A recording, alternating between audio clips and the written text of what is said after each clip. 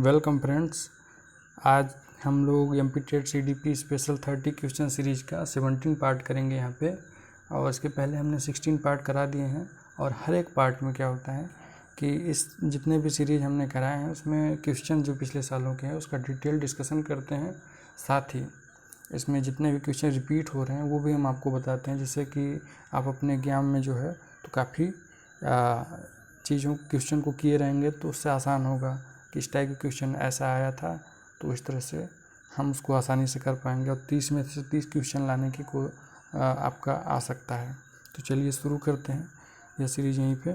पहला क्वेश्चन देखिए, यदि किसी बच्चे की मानसिक आयु 12 वर्ष है और कालानुक्रमिक आयु 10 वर्ष है तो उसका IQ क्या होगा। देखिए यहाँ पे IQ से रिलेटेड क्वेश्चन है। IQ काफ़ी फेमस टॉपिक है और इसमें कई बार इन्होंने पिछले पेपर में पूछा। IQ का फार्मूला आपको पता होगा, नहीं पता है तो मैं लिख देता हूँ। IQ = MA/CA/100। ये IQ का फार्मूला होता है। किसी व्यक्ति की IQ इंटेलिजेंट कोशिएंट निकालना हो, बुद्धि लब्धि निकालना हो तो इस फार्मूले से निकाला जा सकता है। जहाँ पे क्या MA क्या दर्शाता है, मेंटल एज को दर्शाता है, उसकी मानसिक आयु कितनी है। और उसका क्रोनोलॉजिकल CA जो है तो यानी वास्तविक आयु जो उसकी एज कितनी है ये है। और यहाँ पे 100 का मल्टीप्लाई करेंगे। चलिए यहाँ पे निकालते हैं इसका। तो देखिए इसका मानसिक आयु 12 वर्ष दिया है तो 12 रख देंगे अपान कालानुक्रमिक आयु यानी क्रोनोलॉजिकल एज जो है 10 है इंटू 100। तो यहाँ से 10 तो ये कट जाएगा, बचा कितना 12 × 10 यानी 120। तो ये इसका आंसर आ जाएगा। तो इसका टेबल भी याद रखिएगा, कई सारे लेवल हैं इसमें, जैसे कि 50 से 60 का रेंज कहाँ किस रेंज में आता है। और मेन फेमस हैं जैसे कि 100 वाले रेंज किस स्तर पे आते हैं। तो इसको इस टेबल को काफ़ी याद रखिएगा, काफ़ी फेमस है, इससे रिलेटेड क्वेश्चन पूछे हैं। तो इस तरह से पहले का जो आंसर हो जाएगा सेकंड देखिए, निम्नलिखित में से कौन सी शिक्षण की समस्या को हल करने की विधि का गलत लाभ है। शिक्षण की समस्या को हल करना चाहते हैं तो उसका गलत लाभ है, ऐसा कौन सा मेथड है। ठीक है, तो यहाँ पे ऑप्शन देखिए, सभी विशेषज्ञ इस पद्धति का उपयोग समस्या को हल करने के लिए नहीं कर सकते, या फिर इस प्रक्रिया में शिक्षार्थी सक्रिय रूप से भाग लेते हैं, यह शिक्षार्थी को अधिगम की प्रक्रिया में दिलचस्पी दिलाता है, या इस पद्धति का उपयोग करने से अधिगम का मूल्यांकन आसान हो जाता है। तो देखिए यहाँ पे शिक्षण की समस्या को हल करना है और उसकी डिसएडवांटेजेस है, इनकरेक्ट एडवांटेजेस या प्रॉब्लम सॉल्विंग मेथड। तो इसका जो आंसर हो जाएगा, इस पद्धति का उपयोग करने से अधिगम का मूल्यांकन आसान हो जाता है। इसका जो 4th नंबर है इसका आंसर होगा। ठीक है, यहाँ पे इसका ये गलत लाभ है। थर्ड देखिए, बुद्धि और स्मृति को नियंत्रित करने वाला मस्तिष्क का ग्रे मैटर शिक्षार्थियों में अधिक मात्रा में होता है। किन शिक्षार्थियों में ग्रे मैटर जो क्या करता है, बुद्धि और स्मृति को नियंत्रित करता है, यानी ग्रे मैटर। और ग्रे मैटर यानी देखिए हमारे मेमोरी में 2 मैटर कह सकते हैं, grey matter and white matter. Grey matter क्या होता है, लाइव चीज़ों को परफॉर्मेंस करता है, जैसे कि देखना, सोचना, चलना, सपना देखना। इस तरह से यहाँ पे दिया भी है बुद्धि और स्मृति को नियंत्रित करना। तो इसी से रिलेटेड ऑप्शन भी दिए गए हैं। चलिए देखिए यहाँ पे, पर्याप्त नींद लेने वाले में सबसे ज़्यादा ग्रे मैटर पाया जाएगा, या फिर स्वस्थ आहार लेने वाले में, तनाव से बचने वाले में, या फिर नियमित रूप से व्यायाम करने वाले में। देखिए होने को तो चारों सही होंगे, लेकिन सबसे जो उपयुक्त होगा, सबसे पॉजिटिव, सबसे बेहतरीन, जिसमें 100% चीज़ें होंगी, तो जो नियमित रूप से व्यायाम करेगा, इसी के अंतर्गत सारे ऑप्शन आ जाएंगे। तो इसका जो 3rd का आंसर हो जाएगा 4 नंबर। ठीक है, चलिए नेक्स्ट देखिए, वह है जो अधिक खुला, मिलनसार, उद्यमशील, हंसमुख, काफ़ी आत्मविश्वास वाला है। ऐसा व्यक्ति कौन सा है जो अत्यधिक खुला है, जो अत्यधिक मिलनसार है, जो अत्यधिक उद्यमशील है, जो अत्यधिक हंसमुख है, या काफ़ी आत्मविश्वास भी रखता है। इतनी सारी क्वालिटी वाला ऐसा कौन सा व्यक्ति हो सकता है, इसके अंदर कौन से गुण हो सकते हैं। तो इंट्रोवर्ट यानी अंतर्मुखी, इंट्रो एक्सट्रोवर्ट यानी अंतर्मुखी बहिर्मुखी, एक्सट्रोवर्ट यानी बहिर्मुखी, या फिर एम्बिवर्ट यानी उभयमुखी, यानी इन दोनों। गुणों को एक साथ रखता हो। तो ये जो है इसमें जो आंसर हो जाएगा फोर्थ का बहिर्मुखी एक्सट्रोवर्ट। एक्सट्रोवर्ट व्यक्ति जो होता है वो अत्यधिक खुला होता है, मिलनसार होता है, उद्यमशील होता है, हंसमुख होता है, काफ़ी आत्मविश्वास उसके अंदर पाया जाता है किसी भी चीज़ों को लेकर के। तो इस तरह से फोर्थ का आंसर थर्ड होगा। 5 देखिए, जुनूनी बाध्यकारी विकार का सफलतापूर्वक इलाज निम्न का उपयोग करके किया जा सकता है। ऑब्सेसिव कंपल्सिव डिसऑर्डर का सफलता, ये है क्या ऑब्सेसिव कंपल्सिव डिसऑर्डर? इससे जो पीड़ित होता है वो बहुत ज़्यादा सोचता है, बिना मतलब बात की थिंकिंग, अनरीजनेबल थॉट्स आते हैं माइंड में। तो इसको जो है इसका सफलतापूर्वक इलाज करने के लिए क्या ऑप्शन दिया गया है देखिए, कॉग्निटिव बिहेवियरल थ्योरी के द्वारा, या फिर massage therapy, anti depression medicine, या फिर सिस्टमेटिक फैमिली थेरेपी। देखिए लाभ तो सभी दे सकते हैं, लेकिन जो सबसे ज़्यादा उपचारात्मक इसका इलाज होगा कॉग्निटिव बिहेवियरल थ्योरी। इसके मन चूँकि ये मेंटली पीड़ा है, ज़्यादा सोचना, डरना, अनरीजनेबल थॉट्स, तो इसके माध्यम से कॉग्निटिव के अंतर्गत बहुत अच्छे से उसको ठीक किया जा सकता है। तो 5 का आंसर पहला हो जाएगा। ठीक है, तो चलिए नेक्स्ट देखिए, समस्या समाधान विधि में दूसरा चरण कौन सा होता है? आपको बताना है सेकेंड स्टेप किसका, प्रॉब्लम सॉल्विंग मेथड का। ऑप्शन देखिए, परिकल्पनाओं का निरूपण, परिकल्पनाओं का परीक्षण, या फिर समस्या का अभिज्ञान और परिभाषा, या फिर निष्कर्ष। तो देखिए सबसे पहले इस प्रॉब्लम सॉल्विंग मेथड में क्या हो सकता है, यहाँ पे जो चारों ऑप्शन दिए हैं उसी में से देख सकते हैं। तो यहाँ पे पहले परिकल्पनाओं का समस्या अभिज्ञान की परिभाषा हो सकती है, फिर उसके बाद उसका परीक्षण, उसका निरूपण हो सकता है, फिर उसका परीक्षण होगा, फिर उसके निष्कर्ष निकाला जा सकता है। उसका यानी सेकेंड स्टेप क्या कह सकते हैं कि फार्मूलेशन ऑफ हाइपोथेसिस, यानी परिकल्पनाओं का निरूपण हो। तो 6 का फर्स्ट आंसर होगा। 7 देखिए, हमारी स्मृति का कौन सा हिस्सा हमारे जीवन में घटित घटनाओं का भंडार है? हमारी स्मृति का कौन सा हिस्सा, आपको यहाँ पे स्मृति का क्वेश्चन दिया है, यानी मेमोरी का, टाइप्स ऑफ मेमोरी आपने पढ़ी रखा होगा। तो चलिए देखिए क्या है, हमारे हिस्से में हमारे जीवन में घटित घटनाओं का भंडार है। हमारे जीवन में घटित घटनाओं को जो एकत्रित करती है ऐसी कौन सी मेमोरी है, मेमोरी की कौन सी टाइप्स हैं ऐसी। तो यहाँ पे देखिए कुछ टाइप्स ऑफ मेमोरी दी गई हैं। एपिसोडिक मेमोरी यानी प्रासंगिक स्मृति, प्रोसीड्यूरल मेमोरी यानी प्रक्रियात्मक स्मृति, सिमेंटिक मेमोरी यानी शब्दार्थ स्मृति, या फिर डिक्लेरेटिव मेमोरी यानी फिर घोषणात्मक स्मृति। देखिए जीवन का जो प्रसंग है यानी पुरानी घटनाओं को याद रखने का काम जो है तो प्रासंगिक मेमोरी का काम है। ये प्रासंगिक मेमोरी के पास रहता है ऐसा डाटा। तो जो 7 का आंसर हो जाएगा फर्स्ट होगा यहाँ पे, एपिसोडिक मेमोरी।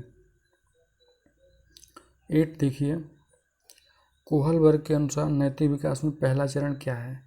तो कोहलबर्ग महोदय ने नैतिक विकास यानी मोरल डेवलपमेंट थ्योरी दिया था। इसको 3 स्टेप में दिया था, आपको पता है होगा। और इसके हर एक स्टेप में 2 पार्ट है, यानी 3 स्टेप के 6 चरण हैं, 6 चरण हैं। तो इनका स्टेप बेसिकली पूछा है यहाँ पे। ऑप्शन देखिए,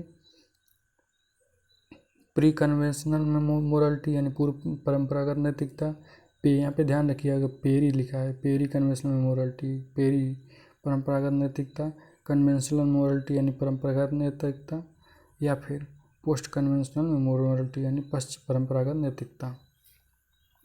जो उनके 3 स्टेप थे तो ये होंगे, पहला है प्री कन्वेंशनल होगा, फिर कन्वेंशनल होगा, फिर पोस्ट कन्वेंशनल। इस तरह से उनके 3 स्टेप हैं। तो इसमें पूछा क्या है, आपका पहला चरण आपको बताना है, यानी थर्ड का जो आंसर हो जाएगा प्री कन्वेंशनल। बहुत लोग गलती कर सकते हैं पेरी को, तो पेरी नहीं होगा, पेरी इनका कोई टाइप्स नहीं है। ये आपको बस ऑप्शन में रख दिया गया है। 8 का जो आंसर हो जाएगा फर्स्ट होगा। 9th देखिए, फ्रेड ने किस पद का उपयोग मन की संरचना के अपने सिद्धांत का वर्णन करने के लिए किया गया है? यहाँ पे देखिए आपको इंग्लिश इसीलिए पढ़ना जरूरी होता है, फ्रेड लिखा है, आप लोग कई बार डाउट हो जाएगा कि फ्रेड महोदय कहाँ से आ गए, लेकिन इनका जो इंग्लिश में नाम होगा फ्रायड, सिगमंड फ्रायड की ही बात की जा रही है। फ्रायड को इन्होंने फ्रेड लिखा है, हिंदी में इनका ट्रांसलेशन बड़ा अजीब है। तो डरना नहीं है, इंग्लिश को भी थोड़ा ध्यान से पढ़ लीजिएगा कई बार जब डाउट हो तो देखिए फ्रेड ने किस पद यानी फ्रायड महोदय ने, सिगमंड फ्रायड महोदय ने किस पद का उपयोग मन की संरचना, describe the theory of structure of the mind का वर्णन करने के लिए क्या है, कॉन्शियसनेस यानी चेतना का, आइसबर्ग का, लिबिडो का, या फिर लैंडस्केप। तो देखिए सिगमुंड फ्रॉइड महोदय ने जो है मन की संरचना को सिद्धांत 3 टाइप में आपने दिए देखा होगा, ट्रायर्की ऑफ थ्योरी, ईगो और सुपर ईगो। तो ये जो इनका आंसर होगा आइसबर्ग से रिलेटेड था।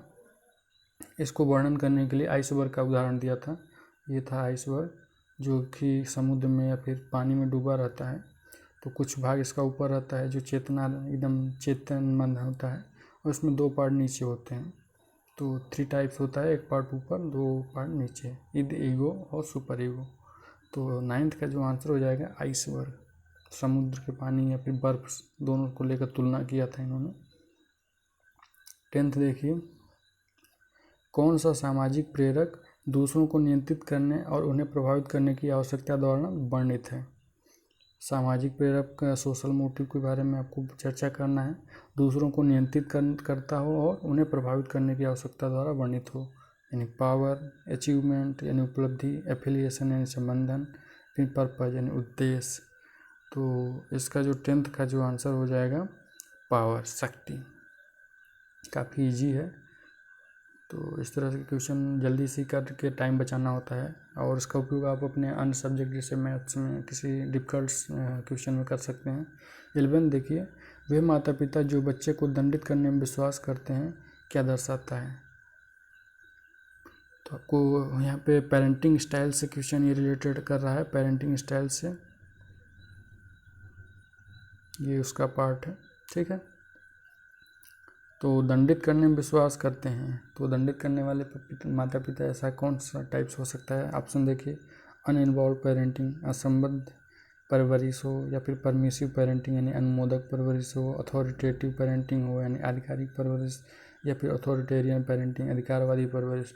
तो देखिए जो दंडित करने में विश्वास करते हैं तो अथॉरिटेरियन होते हैं, मतलब सत्तावादी। यहाँ पे देखिए ऑप्शन में दिख रहा है अधिकार जताते हो, इसका जो अधिकारवादी होते हैं तो इसमें जो आप समझ सकते हैं इजी वे में, हाई डिमांड इनका होता है और लो रिस्पॉन्सिवनेस, यानी बच्चों से उम्मीद ज़्यादा करते हैं, उनकी ज़रूरतों को कम पूरा करने की कोशिश करते हैं। गरीब वर्ग के उदाहरण आप समझ सकते हैं बच्चों में। जबकि अथॉरिटेटिव में क्या होता है, इसमें हाई रिस्पॉन्स भी होता है और हाई डिमांड भी होती है, मतलब उनकी ज़रूरतों को भी पूरा आसानी से किया जा सकता है और उनसे उससे अनुरूप अपेक्षाएं भी रहती हैं। तो इसलिए 11th का जो आंसर हो जाएगा यहाँ पे तो अथॉरिटेरियन 4 हो जाएगा, ठीक है। नेक्स्ट देखिए 12 यहाँ पे देखिए, बच्चा किस उम्र में भाषा की समझ दिखाना शुरू कर देता है। भाषा की समझ के जीन पियाजे महोदय ने इस थ्योरी को दिया था, और यहाँ पे आपको बताना है कि भाषा की समझ कब हो, जब बच्चा छोटा होता है, उसके बाद धीरे धीरे पहले बैबलिंग करता है और छोटे छोटे वर्णों का उपयोग करता है, क म च फिर धीरे धीरे फिर पापा मामा ऐसे चीज़ों को उपयोग करने लगता है। तो यहीं आपको बताना है कि जन्म से ही करने लगता है ऐसा, 3 महीने पर करता है, 6 महीने पर, या फिर 9 महीने पर। तो भाषा की समझ मतलब थोड़ा बहुत जानकारी जो होती है 6 महीने पर उसका कॉन्शियस माइंड एक्टिव होता है और इन चीज़ों को आसानी से करने लगता है। 12th का आंसर 3rd होगा।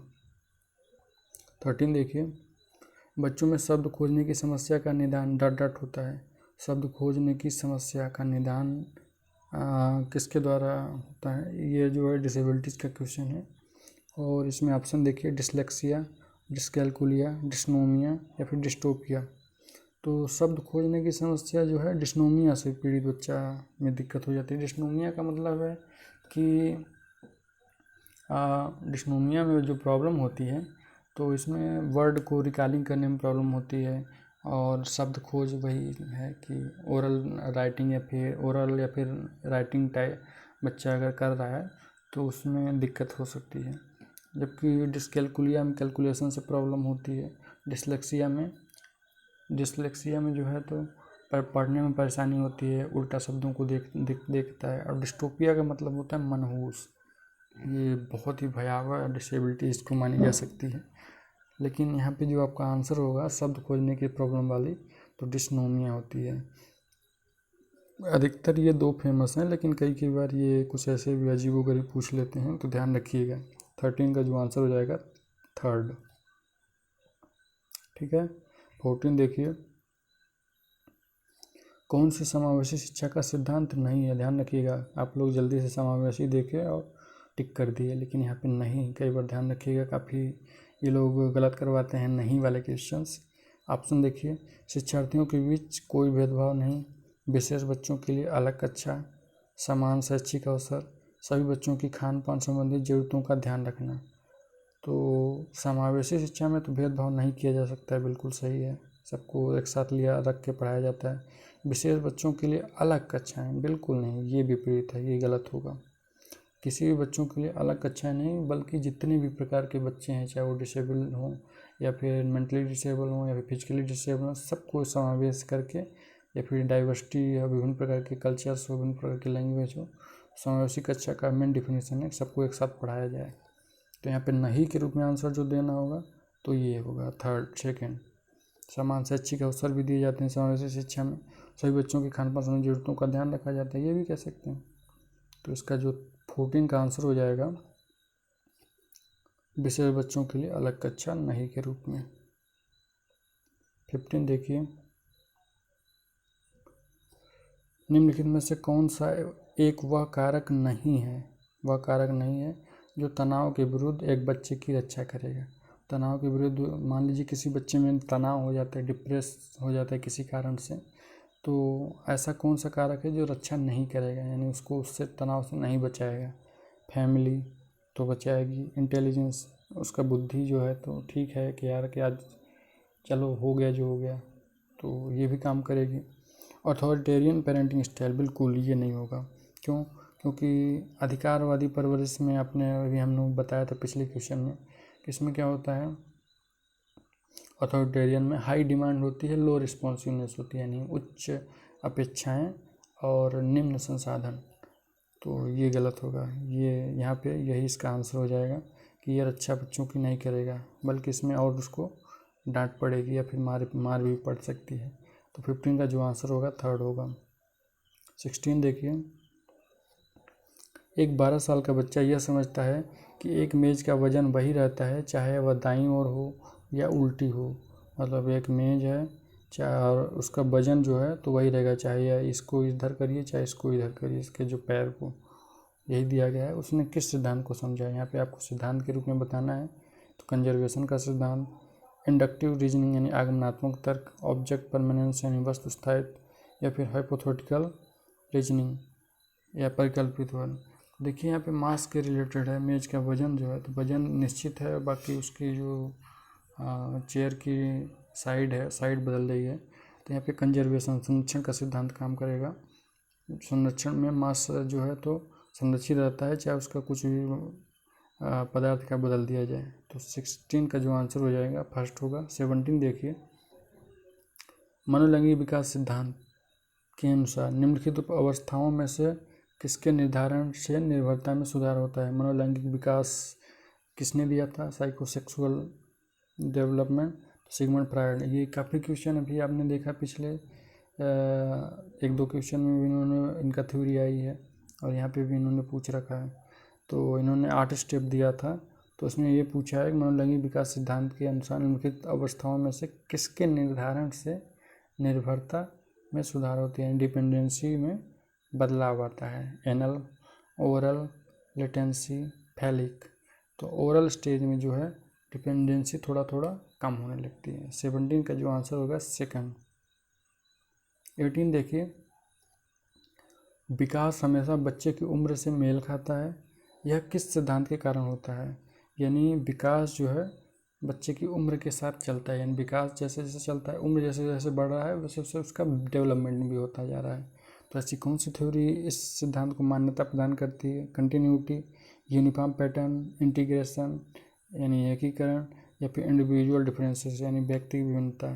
तो जो है विकास और उम्र का जो लगाव है, यूनिफॉर्म पैटर्न, एक समान जो विकास होगा मतलब उम्र के साथ, इस तरह से 18 का जो आंसर होगा सेकंड हो जाएगा।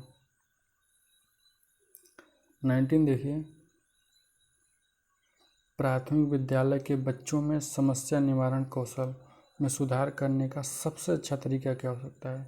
प्राइमरी चिल्ड्रेन हैं जो प्राइमरी स्कूल के चिल्ड्रेन जो होते हैं, तो उनमें समस्या निवारण कौशल करने का सबसे अच्छा तरीका क्या कर सकते हैं। ऑप्शन देखिए, गणितीय समस्याओं का समाधान करना। तो प्राइमरी स्टेज में शायद गणितीय समस्याएं इतना होती नहीं होंगी क्योंकि बच्चा छोटा होता है। सेकेंड देखिए, उन समस्याओं का समाधान खोजना जिनका वे अपने दैनिक जीवन में सामना करते हैं। तो उन समस्याओं का समाधान खोजना है आपको जो दैनिक जीवन में सामना करते हैं, तो ये हो सकता है। थर्ड देखिए, उनकी समस्याओं के बारे में कक्षा में सहपाठी और शिक्षक से बात करना। तो ठीक है, ये भी देख लीजिए। नेक्स्ट देख लीजिए, सोच की प्रक्रिया के स्तर में चरणों को लागू करना और आसपास के समुदाय के साथ व्यस्त करना। तो इसमें देखिए सबसे उपयुक्त जो आंसर होगा समस्या निवारण कौशल में सुधार करने का, तो सोच की प्रक्रिया के स्तर, चौथा नंबर होगा, सोच की प्रक्रिया के स्तर में चरणों को लागू करना और आसपास के समुदाय के साथ व्यस्त करना। ये प्राइमरी चिल्ड्रेन जो हैं, प्राइमरी स्कूल के चिल्ड्रेन जो हैं, उसमें सबसे ज़्यादा बेहतरीन तरीके से लागू किया जा सकता है इसको। और कई सारे मनोवैज्ञानिक भी स्टेप बाय स्टेप दिए हैं, जैसे जीन पियाजे महोदय ने 4 स्टेप दिए हैं साइको मनोविज्ञान के, तो बच्चों के। तो 19 का आंसर 4 होगा। 20 देखिए, ज़्यादा लंबा हम लोग नहीं करते हैं, कई बार डिटेल के चक्कर में थोड़ा वीडियो लंबा हो जाता है, तो ध्यान रखेंगे इसका। चलिए जल्दी जल्दी देखिए। 20 देखिए, डाट का मानना था कि व्यक्तित्व चरणों की एक श्रृंखला के माध्यम से विकसित होता है और बचपन के प्रभाव लंबे समय तक रहते हैं। यानी जो आपका पर्सनालिटी है, व्यक्तित्व है, चरणों की एक श्रृंखला, मतलब एक स्टेप बाय स्टेप होता है के माध्यम से विकसित होता है और बचपन का प्रभाव जो है लंबे समय तक रहता है। यानी बचपन की जो मेमोरी होती है वो आपके एडोलेसेंस के बाद भी रहती है। तो ऐसा कौन से महोदय ने ऐसी थ्योरी को माना है? अल्बर्ट बंडूरा ने, जीन पियाजे ने, सिगमंड फ्रायड ने, लेव वाइगोस्की ने। तो जीन पियाजे महोदय ने ऐसा उनका मानना था। तो इसका जो आंसर हो जाएगा 20 का सेकंड। सॉरी यार, यहाँ पे थोड़ा सा कन्फ्यूजन था। सिगमंड फ्रायड महोदय का ये थ्योरी है, सिगमंड फ्रायड। ठीक है, 20 का जो आंसर हो जाएगा 3rd होगा। ध्यान रखिएगा आप लोग भी, कन्फ्यूजन मत करिएगा पेपर में। 21 देखिए, क्षैतिज डेकल आयु नामक घटना का वर्णन किसने किया? क्षैतिज डेकल आयु नामक वर्णन, हॉरिजॉन्टल डेकलेज। तो ये पियाजे महोदय ने दिया है इसको, क्षैतिज डेकलेज। और इसमें क्या था, मेनली हॉरिजॉन्टल डेकलेज में, कि कोई बच्चा कोई एक सिद्धांत को जो है जानता है और अगर उस सिद्धांत, किसी एक पर्टिकुलर सिद्धांत को जानता है और उसको लागू करता है उस क्षेत्र में, लेकिन अगर उसी टाइप का अगर सिद्धांत फिर से उसको मिले और उसी सिद्धांत उसी जो उसने सीखा था उसको लागू करना हो तो नहीं कर पाएगा। मतलब उसका जो है कोरिलेशन जो है वहाँ पे डेवलप नहीं हो पाता है। तो यही इसी में कहा गया हॉरिजॉन्टल डेकलेज में। और इसको दिया किसने था? जीन पियाजे महोदय ने दिया था। इसका जो 21 का आंसर होगा 2nd हो जाएगा। 22 देखिए, निर्देशात्मक विकास शब्द सूचित करता है, यानी नॉर्मेटिव डेवलपमेंट इंडिकेट किसको करता है? रेट को, एक्सटेंट यानी सीमा को, डायरेक्शन को, या फिर डिस्टिंक्टिव क्वालिटी यानी विशिष्ट गुण को। तो देखिए निर्देशात्मक विकास जो है इसको जो है विशिष्ट गुण को सूचित करता है। ठीक है, 22 का जो आंसर होगा 4 हो जाएगा। काफ़ी इजी क्वेश्चन होते हैं, इसमें टाइम आपको ज़्यादा वेस्ट नहीं करना चाहिए। 23rd देखिए, जब पर्यावरणीय प्रभाव संज्ञानात्मक कारकों के साथ मिलकर अधिगम के लिए जिम्मेदार होते हैं तो इस तरह के अधिगम को निम्न रूप में जाना जाता है। पर्यावरणीय प्रभाव संज्ञानात्मक कारकों यानी कोग्निटिव फैक्टर्स के साथ मिलकर अधिगम के लिए जिम्मेदार हों तो इस तरह के अधिगम को किस रूप में जाना जा सकता है? ऑपरेंट कंडीशनिंग यानी, ठीक है, ऑपरेंट कंडीशनिंग इंग्लिश है, ट्रायल एंड एरर लर्निंग, प्रयत्न और त्रुटि सिद्धांत दिया किसने था? थॉर्नडाइक महोदय ने दिया था। सोशल लर्निंग, सामाजिक अधिगम, बंडूरा महोदय ने दिया था। क्लासिकल कंडीशनिंग, इवान पाब्लो महोदय ने दिया था। तो इसमें आपको बताना यही है पर्यावरणीय प्रभाव संज्ञानात्मक कारणों का अधिगम के लिए क्या जिम्मेदार हो सकते हैं। तो इसका जो आंसर हो जाएगा सोशल लर्निंग, सामाजिक अधिगम। 23rd का आंसर 3rd होगा। 24 देखिए, एक भावी शिक्षक के रूप में आपको डांट डांट की आवश्यकता होगी और विभिन्न छात्रों की कक्षा के साथ जुड़ना होगा। आप एक भावी शिक्षक के रूप में आपके पास ऐसा कौन सा गुण होना चाहिए जिससे जिससे छात्रों के साथ आप आसानी से जुड़ पाएँ, उनको समझ सकें। तो ऑप्शन देखिए, डील, कनेक्ट यानी जुड़ना, या फिर अंडरस्टैंडिंग होनी चाहिए, या फिर कोलैबोरेटिव सहयोग होना चाहिए। तो देखिए, एक शिक्षक में अंडरस्टैंड होगा तो बच्चों को बहुत धैर्य से समझ सकेगा, उसकी प्रॉब्लम को सॉल्व कर सकेगा। तो 24 का आंसर जो हो जाएगा थर्ड हो जाएगा। 25 देखिए, निम्नलिखित में से कौन सा गहन चिंतन कौशल का एक उदाहरण नहीं है। फिर से देखिए, नहीं है पूछा है इन्होंने, और कितना आराम से लगा दिया है। यहाँ पे कई बार कितना मिस्टेक हो जाता है, एक नंबर गलत हो जाता है। निम्नलिखित में से कौन सा गहन चिंतन कौशल का एक उदाहरण नहीं है। गहन चिंतन कौशल, क्रिटिकल थिंकिंग स्किल्स, इम्प्रोवाइजिंग तत्काल तैयार करना है, क्लासीफाइंग वर्गीकृत करना, ट्रैकिंग लक्ष्यानुसरण, या फिर डिस्क्राइबिंग व्याख्यात्मक। तो देखिए, क्रिटिकल थिंकिंग स्किल्स जो है तो तत्काल तैयार नहीं होते, इसमें गहन अध्ययन किया जाता है, उसके प्रोज एंड कॉन्स को देखा जाता है, क्या इसके लाभ हैं, क्या इसके हानि हैं। तो यहाँ पे देखिए, वर्गीकृत भी किया जाता है, उसको लक्ष्य को भी देखा जाता है, लक्ष्यानुसरण, उसका अनुसरण देखा जाता है, उसका व्याख्या भी किया जा सकता है, लेकिन तत्काल नहीं तैयार होता है, बल्कि इसमें टाइम लगता है। 25 का जो आंसर हो जाएगा नहीं के रूप में फर्स्ट होगा। 26 देखिए, जब बच्चे यह पहचानते हैं कि प्रत्येक व्यक्ति दूसरे लोगों के विचारों और भावनाओं से अवगत है, तो यह क्या कहा जा सकता है। यानी बच्चा सोशल अवेयर हो जाए, जो कि यह समझ जाए कि प्रत्येक व्यक्ति दूसरे लोगों के विचारों और भावनाओं से अवगत हैं, यानी जानते हैं। तो देखिए option, social information role taking यानी सामाजिक सूचना या भूमिका लेना, social and conventional system role taking यानी सामाजिक और पारंपरिक प्रणाली की भूमिका लेना, सेल्फ रिफ्लेक्शन यानी आत्म प्रतिबिंबन, या फिर म्यूचुअल रोल टेकिंग यानी आपसी भूमिका लेना। तो जब बच्चे में सेल्फ रिफ्लेक्शन यानी आत्म प्रतिबिंब आ जाता है तो यह समझने लगता है कि प्रत्येक व्यक्ति दूसरे लोगों के विचारों और भावनाओं से अवगत हैं यानी जानते हैं। 26 का जो आंसर हो जाएगा थर्ड होगा। 27 देखिए, हमारे पास बुद्धिमत्ता के लिए संस्कृति परीक्षण क्यों है। तो जो है बुद्धिमत्ता यानी इंटेलिजेंस के लिए कल्चर फेयर टेस्ट क्यों रखा गया है या है। तो ऑप्शन देखिए, बुद्धिमत्ता परीक्षण भाषा और शिक्षा के अंतर से मुक्त होनी चाहिए, या फिर सांस्कृतिक बोध बुद्धि का एक भाग हिस्सा है, बुद्धि सांस्कृतिक आधारित है, बुद्धिमत्ता को विकसित किया जा सकता है। तो देखिए, यहाँ पे कल्चर फेयर टेस्ट के बारे में बात किया जा रहा है, तो इसका जो आंसर हो जाएगा बुद्धिमत्ता परीक्षण भाषा और शिक्षा के अंतर से मुक्त हो जाना चाहिए। देखिए, कल्चर फेयर टेस्ट में होता क्या है, तो इसमें जो है तो बेसिकली बायसनेस नहीं होना चाहिए, मतलब किसी एक का पक्ष नहीं लेना चाहिए। जैसे कि भाषा और शिक्षा के अंतर, भाषा और शिक्षा से बुद्धि का जो परीक्षण है भाषा और शिक्षा से रिलेट नहीं करना चाहिए। इस टेस्ट का सिर्फ प्रमुख उद्देश्य यही है। 27 का जो आंसर हो जाएगा फर्स्ट होगा। ठीक है। 28 देखिए, निम्नलिखित में से कौन सा विद्यालय प्रदर्शन में असफलता का प्रभाव निर्धारित करता है।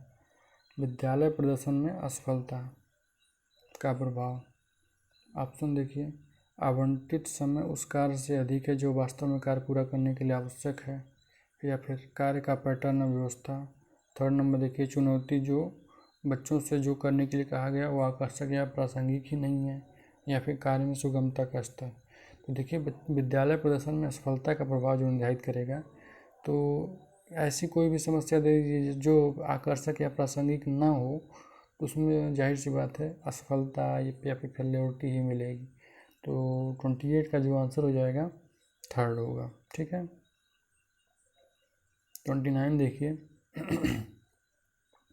यदि एक शिक्षार्थी सहज ज्ञान युक्त है तो वह कैसा होगा। सहज ज्ञान युक्त यानी इंट्यूसिव लर्नर है तो कैसा होगा। वे बड़ी तस्वीर देखते हैं और सबको जोड़ने की प्रक्रिया को देखते हैं, या फिर वे मूर्त तथ्यों और विवरणों को ध्यान देते हैं। वे चीज़ें कैसी है इसकी वास्तविकता पर ध्यान देते हैं। वह चीज़ों को विशिष्ट शब्दशः ढंग से देखने की कोशिश करते हैं। तो जो 29 का सहज ज्ञान युक्त होगा तो जो व्यक्ति होगा तो ये बड़ी तस्वीरों को देखेगा और सब कुछ जोड़ने की कोशिश करेगा, एवरीथिंग कनेक्ट। 29 का जो आंसर होगा फर्स्ट सी हो जाएगा, ठीक है। 13 देखिए, लास्ट देखिए, last but not least, okay. किस प्रसिद्ध प्रोफेसर ने प्रतिपादित किया कि बच्चे सामाजिक संबंधों के कारण आत्मकेंद्रित स्थिति से समाजशास्त्र की ओर बढ़ते हैं? आत्मकेंद्रित स्थिति से समाजशास्त्र की ओर, तो आपको ऐसे प्रोफेसर के बारे में बात करनी है। कौन से प्रोफेसर महोदय ने इस सिद्धांत को बताया? जॉन डेवी महोदय ने, या फिर लेव वाइगोस्की ने, जीन पियाजे ने, या फिर हवा गार्डनर ने? तो देखिए, ईगोसेंट्रिज्म की थ्योरी आपने पढ़ा होगा, जीन पियाजे महोदय का था कि बच्चा जो है तो किसी अन्य दूसरे की विचारधाराओं के बारे में नहीं, बल्कि अपने ही, उसकी अपनी एक दुनिया होती है, वो अपनी चीज़ों, अपनी बातों को मनवाना या फिर साबित करना चाहता है। लेकिन आत्मकेंद्रित समाजशास्त्र की ओर धीरे धीरे जब उसको उसका कॉन्शियसनेस, चिंतन शक्ति बढ़ती है, उसको ज्ञान होता है, तो समाजशास्त्र की ओर की मतलब ईगोसेंट्रिज्म से समाज नहीं चलता है, बल्कि सबकी अपनी अपनी सोच होती है। तो यह किसने दिया था? जीन पियाजे महोदय ने। इस तरह से 30 क्वेश्चन का सीरीज यहीं पे समाप्त होता है। ये 17 पार्ट था और आगे भी हम लोग देखेंगे जितने भी पेपर बचे हैं, इसमें बहुत सारे भी पेपर हैं। तो इस सीरीज को यहीं पे समाप्त करते हैं और आप सभी अगर इस चैनल को सब्सक्राइब लाइक ना किए हो तो ज़रूर लाइक करें। जिससे क्या होगा कि जितने भी नोटिफिकेशन होंगे आप तक आसानी से पहुंचेंगे। और भी बहुत सारे हम पेपर कराने के लिए सोचे हैं और उसको बनाएंगे भी। तो फिर मिलेंगे, चलिए, धन्यवाद।